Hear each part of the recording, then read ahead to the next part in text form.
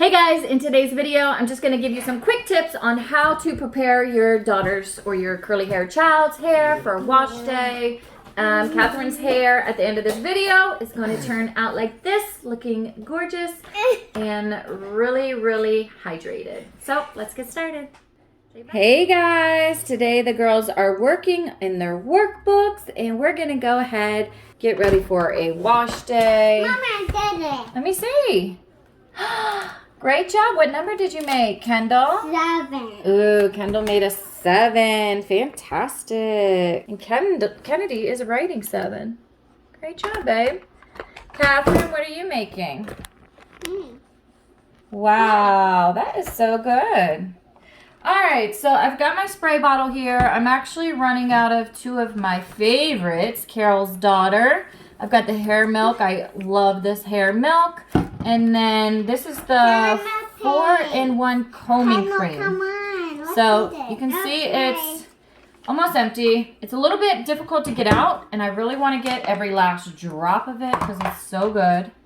So let me just put some of this liquid in. Probably even add a little bit of water. Now you want to use warm water because that's what you use, especially if you've got low porosity hair. Use warm water, that way the hair strands can open up. I did it. Oh, good job, Kendall. That's great. It'll open up the hair strands a lot better. Good job, Catherine. Oh, did I get it wet? Mama, here, dry it off. Whoa. All right, so we got our mixture here. Now let's change And just remember to moisturize.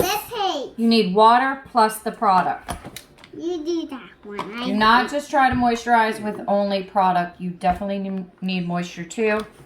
All right, so I'm going to be doing everybody's hair, and because the girls have braids in, I'm just going to go ahead and re-moisturize. That way it can sit for a little bit before I remove these braids. You definitely want to hit these ends because the ends are just the driest. They become so dry, and that's just because it's the oldest part of anybody's hair. Your ends, the hair grows from the scalp out. So of course, the oldest part just really needs the most love. Great job, Kendall.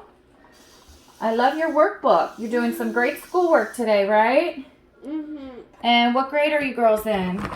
And Kennedy, can you get your 3K? elbow cross up the lane? And how old are you? 4 years old. Yes, the girls are 4. We forgot doing that. We forgot doing that. Oh, okay. You want to do the fruit? All right, so Kennedy's had her braids in probably 7 or 8 days. Okay. And even when you're going to leave the braids in, you still want to do a refresh because you just need to hydrate the hair. I'm doing that so I can color it. Good. So what are you guys up to this month? This is April right now. And because the girls aren't old enough to actually be in school, they just do their worksheets at home. Because it's since it's COVID too. Because of COVID too, right? And now it's till COVID when we wake up, Mom say, gonna be no COVID. No COVID, because we actually already had COVID, unfortunately. We all had it back in March.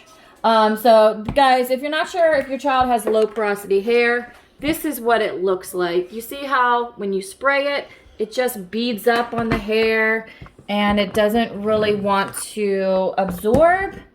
That's a characteristic of having low porosity hair. And a lot of curly mixed kids do have low porosity hair.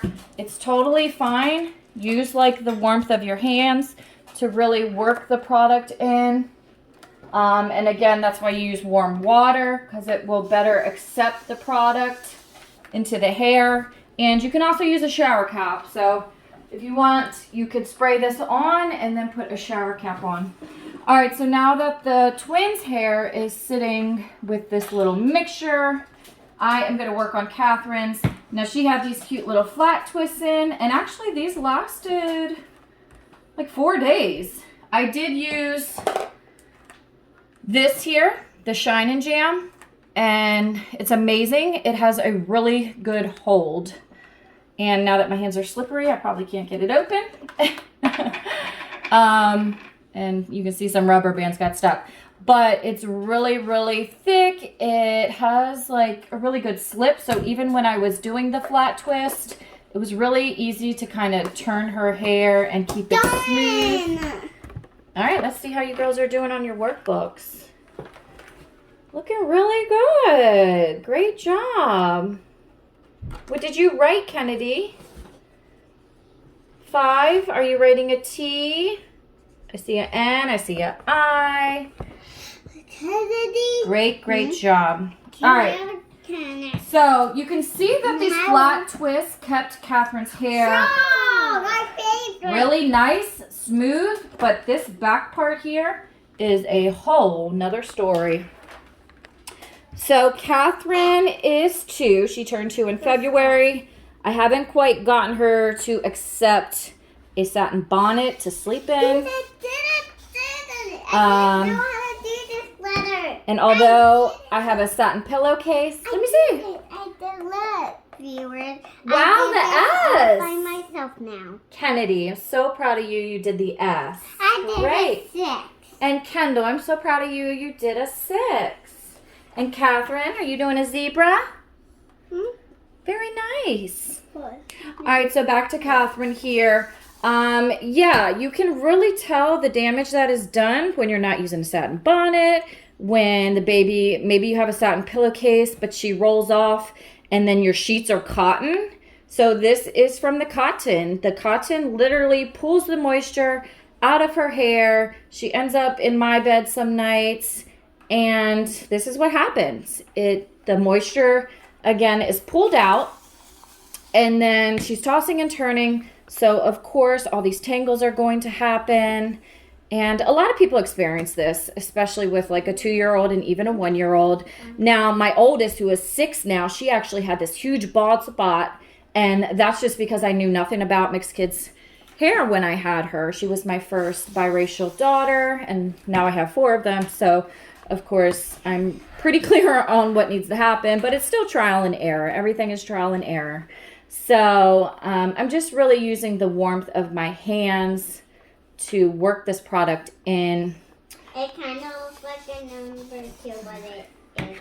I'm going to let it sit for a little bit and really just kind of run my fingers through it.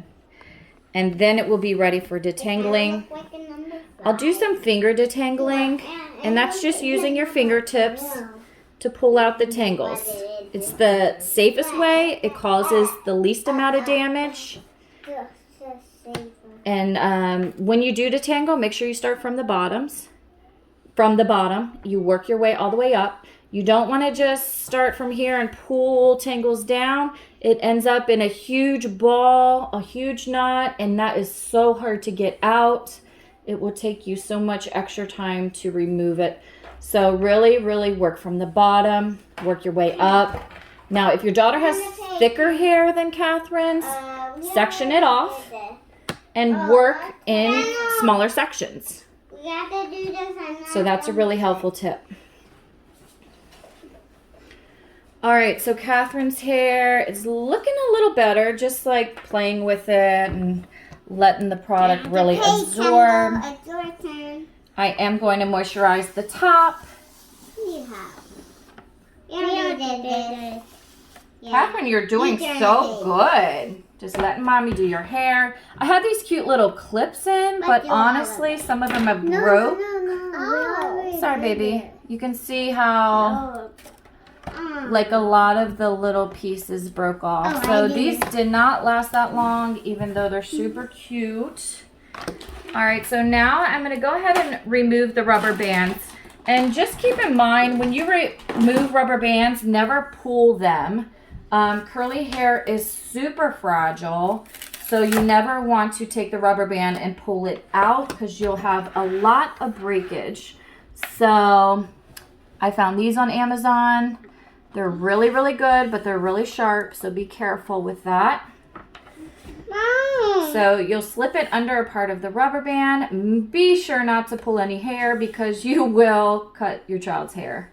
So you just want to cut the rubber band, and then it comes right out, super easy. So, I mean, you could use scissors. Some people use nail clippers. Ow. It's okay. It's okay. You're doing a great job. If you do notice breakage from rubber bands, you can actually saturate your rubber bands in oil prior to applying them. Oh. That would cause less damage. You can also use different types of hair ties. I know some people are getting away from the rubber band and using more of a cloth style band. Mommy. Yes, sweetie. I get that at final candy. I get that by soccer. So that is healthy. That's right, Kendall. The watermelon is healthy, so she circled it. And you're saying the candy cane causes cavities? Oh, we already did it. Oh, that's a cute little girl with her little teddy bears and her little curly hair. All right, guys, so we're going to wrap this up. I just wanted to kind of go over how you would properly remove different hairstyles in your curly kiddo and just some tips on how to do it the healthiest way with the least amount of damage. So I hope you found this video helpful. If you did, make sure you give us a thumbs up and slam that like button, as well as subscribe to our channel for future videos. And what else, girls? Slam that like button. And slam that like button. You're gonna get a thumbs down. No, don't give us a thumbs down. if you don't, then coming. Make sure you click on the notification bell. That way you'll be notified for every future If you video. like our video, if you love thumbs up, thumbs down, or sort of. A sort of. Like You better this give us is a thumbs up. Thumbs up. All right, guys. Have a great day. Bye-bye.